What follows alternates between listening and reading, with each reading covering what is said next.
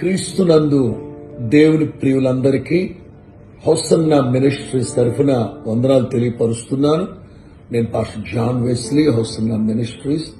ప్రియులారా, మీకు అందరికీ తెలుసు, జూలై 18వ తారీఖు శనివారం రోజున ఉదయాన్నే కర్నూల్లో ఫ్రెడీపాల్ పాస్టర్ గారికి రోడ్డు ప్రమాదం జరిగింది. దేవుడు ప్రమాదంలోంచి తప్పించారు. ఆదివారం రోజున ఆత్మీయులందరూ సంఘాల్లో సేవకులు ప్రార్థన చేయించారు. ప్రార్థన ఆలకించి దేవుడు ప్రస్తుతం ఆరోగ్యాన్ని అనుగ్రహించారు ఆయనకి. కాకపోతే ఆదివారం మధ్యరాత్రి బయలుదేరి హైదరాబాద్ తీసుకురావడం జరిగింది. మెరుగైన వైద్యం కొరకు హైదరాబాద్ తీసుకొచ్చాం. అయితే డాక్టర్లు చెప్పిన మాట ఏమిటంటే మల్టిపుల్ కాంప్లికేషన్స్ ఉన్నాయట. అంచేత ప్రమాదం లేదు అని కాదు, అలాగని బహు ప్రమాదం అని కాదు, కానీ ప్రమాద పంచుల్లో ఉన్నారని మాత్రం చెప్పారు. ఇంతకు మించి నేను చెప్పలేను. ఆత్మీయులు నన్ను అర్థం చేసుకుంటారని, ఫ్రెడన్న కోసం పట్టు విడవక నిరవధికంగా ప్రార్థన చేస్తారని కోరుకుంటున్నాను.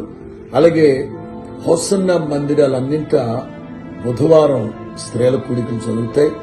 ఓ సేవకునిగా నా విజ్ఞాపన, ఒక తమ్ముడిగా నా విజ్ఞాపన, విశ్వాసులందరూ కలిసి కూడా బుధవారం పగలు కాస్త ఫ్రెడన్న కోసం ఉపవసించి ప్రార్థిస్తారని ఈ వీడియో ముఖంగా నేను కోరుకుంటున్నాను.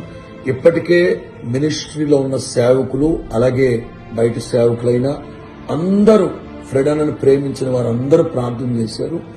ఈ 3 రోజులు సోమ, మంగళ, బుధవారం వరకు 72 గంటలు గడవాలన్నారు. 1,00,000 వారం నుంచి మిగతా విషయాలు చెప్తానన్నారు.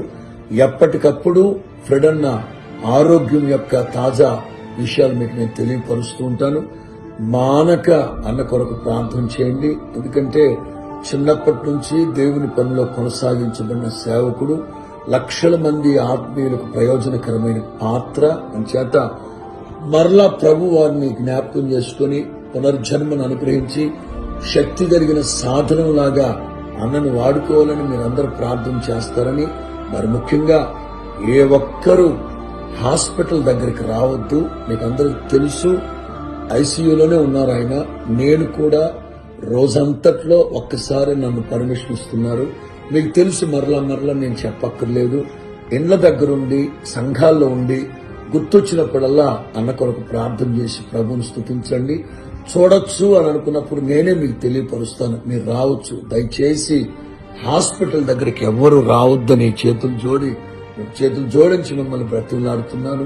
ప్రార్థన చేయండి. నేను కూడా మీతో ప్రార్థనలో ఏకీభవిస్తాను. తిరిగి పాత ఫ్రెడన్న మనం చూడాలి, ప్రభు పరిచయలో వాడుకోవడం చూసి మనందరినీ నిన్ను మనసుతో ప్రభువును స్తుతించాలి.